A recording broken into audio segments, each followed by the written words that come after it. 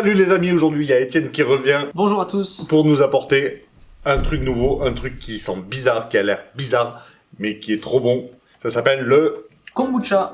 Et on va voir comment ça se fait, pourquoi ça se fait, depuis quand ça se fait, tout de suite après le générique.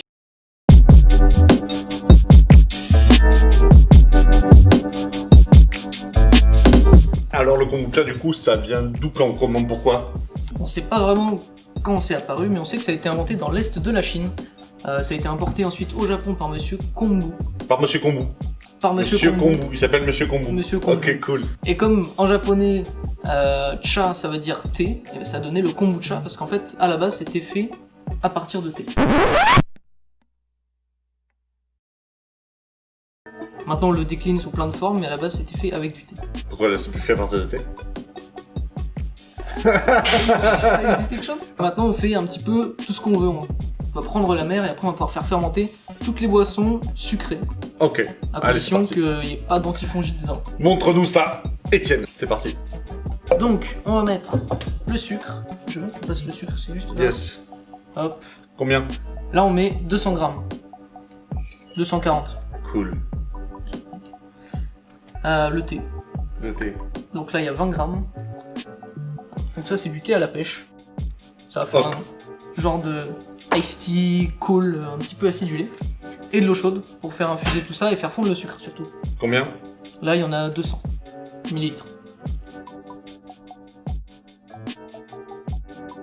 Maintenant que le thé est infusé, on va passer à la suite.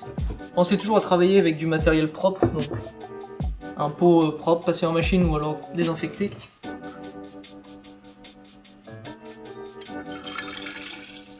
Pareil pour l'eau, c'est toujours mieux de la faire bouillir avant de l'utiliser, ça permet d'enlever le chlore ou alors toutes les petites bactéries qui sont dedans. Parce que ça peut jouer sur la fermentation du coup? Ça peut, s'il y a trop de chlore, ça peut carrément empêcher la fermentation ou tuer la maman, la mère. Maintenant, on va ajouter l'eau. Allez. Hop.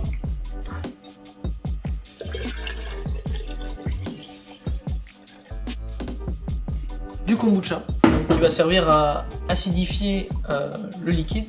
Et donc, ça va permettre aux bonnes bactéries de se développer et aux mauvaises de ne pas pouvoir se développer. Alors du coup, il faut déjà avoir du kombucha pour faire du kombucha. Oui et non. Alors, si vous achetez par exemple une mer sur internet, le liquide qu'il y a dans la poche, souvent c'est sous vide, ou le liquide dans lequel elle est, ça va suffire. Et sinon, du vinaigre de cidre, ça va faire une première tournée qui sera pas très bonne, mais du coup, vous pourrez vous servir de celle-ci pour repiquer en fait les prochains kombucha. Justement, tant qu'on en parle, on va rajouter la mer. Donc ça, c'est un sirop, on va dire, ça fait 200 grammes de sucre pour 800 grammes d'eau. Oh. Donc ça, c'est pas très beau, mais C'est très très bon. et ça fait des bonnes choses.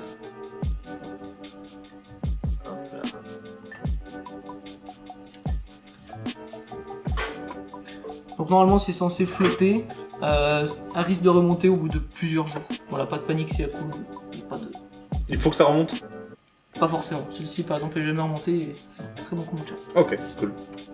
Maintenant qu'on a mis la mer dans le kombucha, on va pouvoir le laisser fermenter. Donc là, il faut mettre un petit torchon dessus pour protéger parce que ça va quand même attirer vraiment les insectes et tout ça. Yes. Donc un petit élastique. Et voilà, donc là 5 à 7 jours, maximum 28 degrés. Ça va bien aider à la fermentation. Plus il fait chaud, plus ça va fermenter, mais quand même max 28. Et plus il fait froid, moins ça va aller vite. Et donc celui-là, il a 5 jours, c'est ça? Celui-là il a 5 jours. Hop. Donc ça, c'est maintenant, dans 5 jours, c'est ça?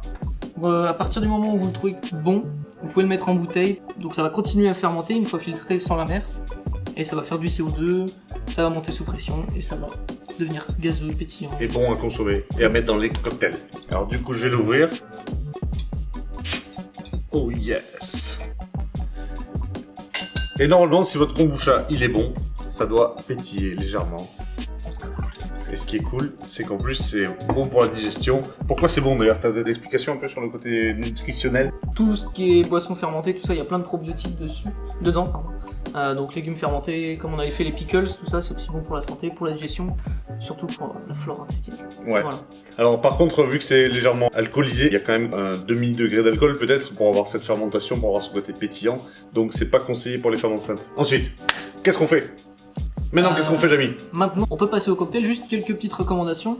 Quand vous mettez le kombucha en bouteille, ça peut fermenter vraiment fort. Et du coup, il faut le dégazer, on va dire, 1 fois par jour. Là, quand c'est fermé, vraiment, ça peut vraiment monter beaucoup sous pression. Un peu comme les pickles. Du coup, si votre bouteille est un peu fragile, elle peut casser. Donc, à la rigueur, est-ce qu'il vaut pas mieux juste poser le bouchon comme ça? Et non, sinon, il n'y a pas de pression. Il faut voilà. quand même qu'il y ait de la pression. Ok.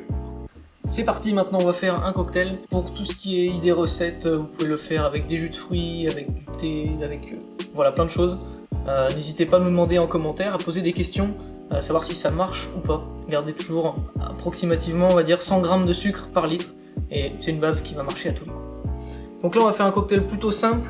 On va essayer de sublimer le kombucha, parce que c'est quand même assez complexe. On va utiliser le kombucha qu'on vous a présenté tout à l'heure. Vous pouvez utiliser du kombucha qui vient du commerce, ça fera parfaitement l'affaire. Il y en a qui sont très bien faits, souvent dans les magasins bio.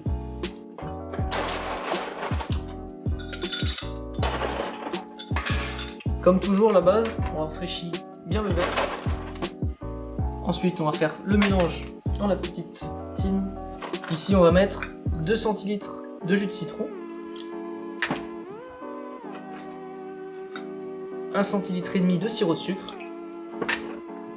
On va mettre 5 centilitres de rhum qui vient des Barbades.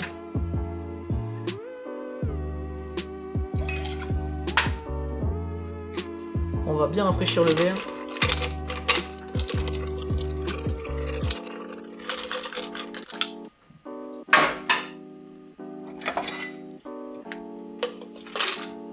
Toujours bien enlever l'excès d'eau. Hop.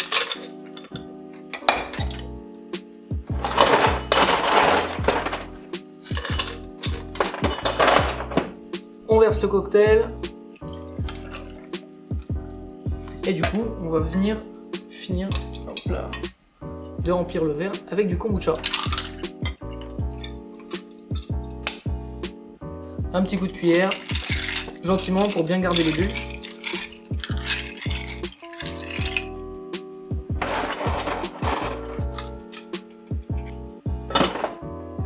Pour décorer le cocktail, on va mettre un petit brin de sauge. On vient l'activer en le tapant un petit peu contre le verre. Et voilà. Santé et merci beaucoup d'avoir regardé la vidéo. Si ça vous a plu, n'hésitez pas à liker, partager, abonnez-vous à la chaîne et commentez. Envoyez-nous vos photos de kombucha si jamais vous en faites. Sur Instagram, on pourra les repartager. Bonne soirée, à la prochaine!